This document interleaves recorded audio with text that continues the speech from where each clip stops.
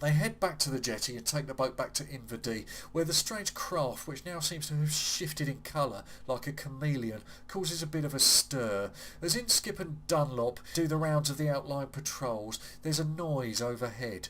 A Lockheed Hercules swings in low, drops a marker flare, and then a brace of paratroopers begins to fall. This happens so quickly after the distress message, it's almost as if they were waiting to be summoned.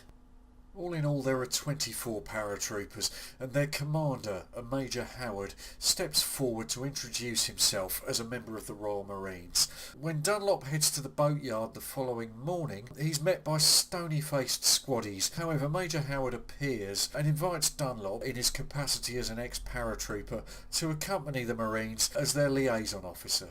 Dunlop feels a little uneasy about this. He suspects Howard has more knowledge of what's been going on than he's letting on, but he agrees to go along on a sweep of the island that they're going to undertake on skis, taking with them by sledge the craft which they'd found the previous day, as if to flush out the original occupant from wherever he's concealed. At this point, Dunlop realises that these men, as he's witnessed before in Ireland, are behaving in the manner of troops who know they're about to engage with danger. At a certain point on the patrol, Major Howard instructs his men to bring out the special equipment, at which point Dunlop's suspicions mount considerably, and he tackles the Major on this.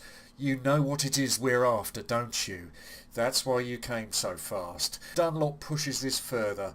"We're at the centre of some sort of international incident, aren't we?" Howard then begins to describe the process of the deep cold war which is going on out there in the freezing waters. The sea between the island and the Faroes, it turns out, is the only possible passage for the Russian submarines which are returning to their base in Murmansk, so it's heavily monitored and patrolled by NATO. A few days previously, there'd been an accidental collision between a British and a Soviet vessel, which resulted in an explosion and the loss of both craft. How does that explain the strange object they've found? That explains Major Howard is a Vodyanoi.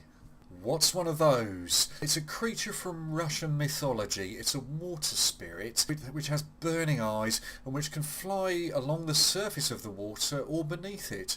In the modern sense, Howard explains, it's a top secret piloted missile which only a very select few in the east or the west are aware of. It's a radical new form of weaponry which can operate either submerged or in the air.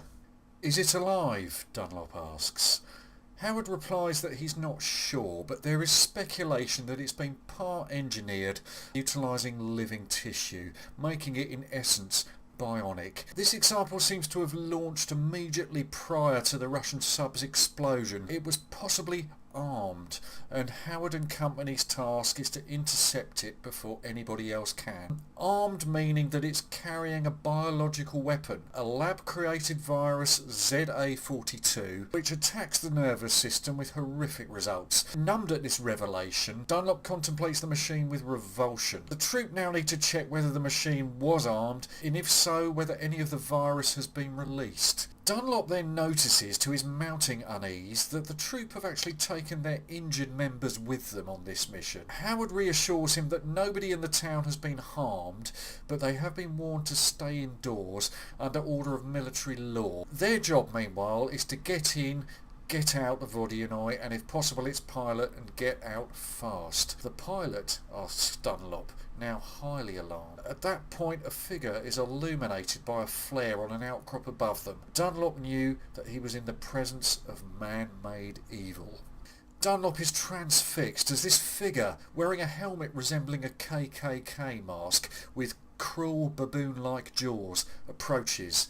This is a Vodyanoi suit, and inside it isn't the original pilot but the troop's sergeant, whose job now is to examine the craft and to ascertain whether or not its cargo has been discharged, and he's communicating to his officer through a crackling radio connection within his helmet. His last announcement through this communication system sends the troops into a flurry of activity. The sergeant returns and the helmet is removed. It seems to stare malignantly at Dunlop from under the soldier's arm, and then a Marine is tugging at Dunlop's sleeve and forcing an injection into him. This is the antitoxin. The vehicle's tanks have indeed been ruptured. Once the needle is out of his arm, Dunlop again confronts the Major. "You're Russian, aren't you?" He is. He's Major Vladimir Kornilov. It might have been easy at this point for Wiltshire to have written this character as some sort of prototypical Soviet drone, but he is actually fairly sympathetically humanised in this book. After presenting Dunlop with sufficient supply of the antitoxin to inoculate the rest of the islanders safely, he explains that he shouldn't strictly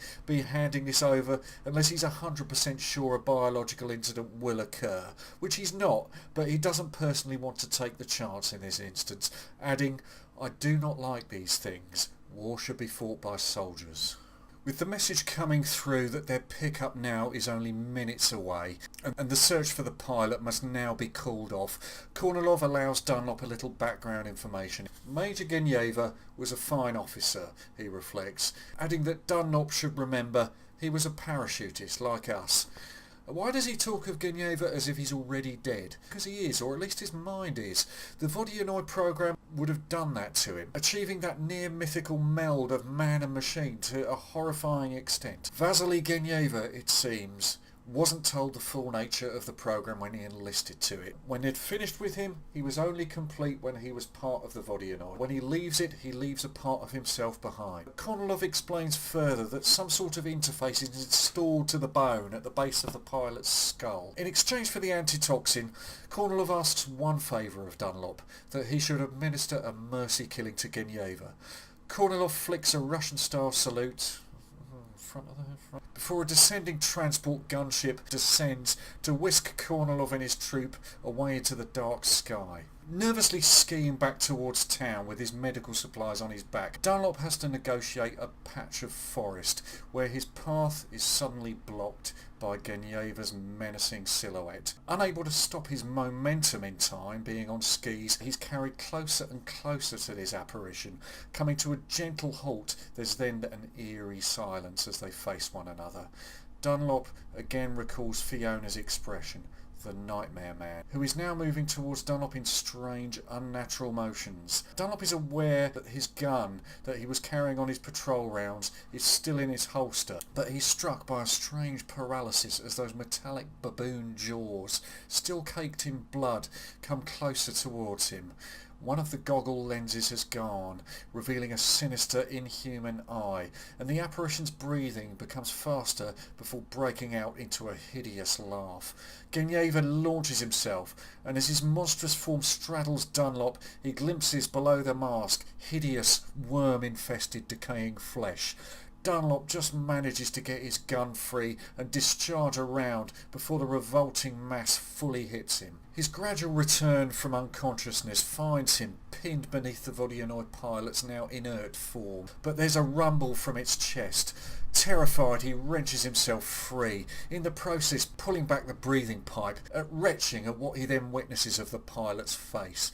It's now clear that the creature is in reality dead, and Dunlop hightails it back to town with his medical supplies, to be greeted by the inward swoop of an RAF Nimrod. Fiona rushing out to greet him, she's alive and well, and the icing on the cake being a rendition of Scotland the Brave, which is blasted out by a Scots regimental piper, which I don't believe is in the actual series. The antitoxin duly administered, the islanders are finally out of danger, and on the broader stage an international incident has thankfully simmered off the boil. But Dunlop has one last duty he feels he needs to perform, and a week later he sets off with a sledge in order to locate Genyeva's body. For one horrible moment he can't find it and believes it might have recovered and still be on the prowl somewhere, but thankfully he locates it and wraps it up in a weighted tarpaulin before dragging the body down to the beach, then rowing it out in a boat and delivering Vasily Genyeva to a watery grave.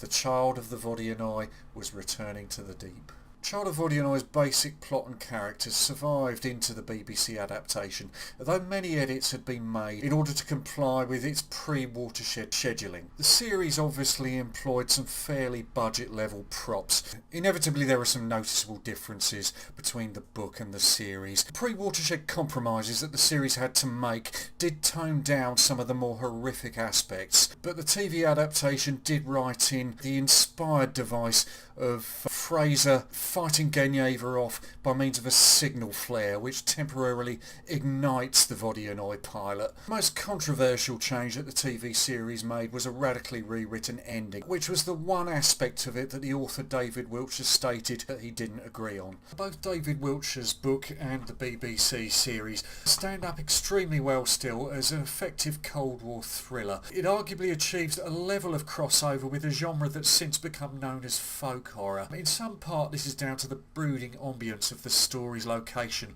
of the wind-blown isolation of the island. Also the Vodyanoi's namesake having its origins within Slavic folk legend, and not least the monster's links to some primal deep-seated subconscious fear or even race memory, which is never quite dispelled by the scientific explanation that eventually transpires of the monster's existence and its behaviour. The book and the series both share the same sense of revulsion at the dark turn that technology has taken and the horror that this has wreaked.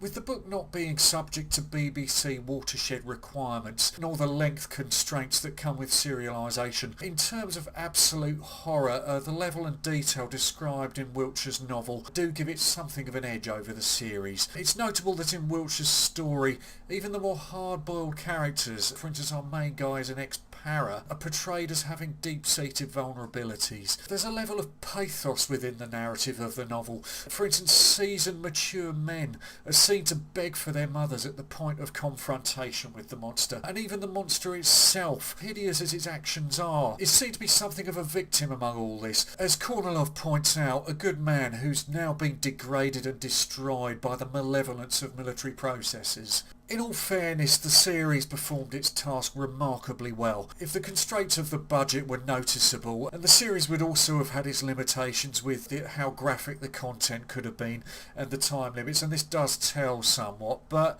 I can testify from memories of watching it as a kid. It performed its task with sufficient faithfulness to the original story, and it successfully translated the sense of lurking and unavoidable dread, and I can tell you firsthand from its screening in 1981, it was bloody terrifying. Anyway, it's available as a DVD. The cover art I don't think exactly sells it as well as it might, but it does come with a booklet of excellent sleeve notes written by Andrew Pixley, which have proved invaluable in me putting this together. Wiltshire's novel, however, does appear to be frustratingly out of print at this point. Copies do show up second hand, but they tend to be at slightly inflated prices. It is worth shopping around a little. I persisted and eventually found this copy for around about £8. It's probably also worth searching for it under both titles. Anyway, if there is one thing the series does give you, which the book doesn't, it is. Thank you again for joining me here at Bert's Books. I'm currently undecided what my next review is going to be, but one likely contender is this, Confessions of a Window Cleaner by Timothy Lee. Anyway, see you next time. Bye bye.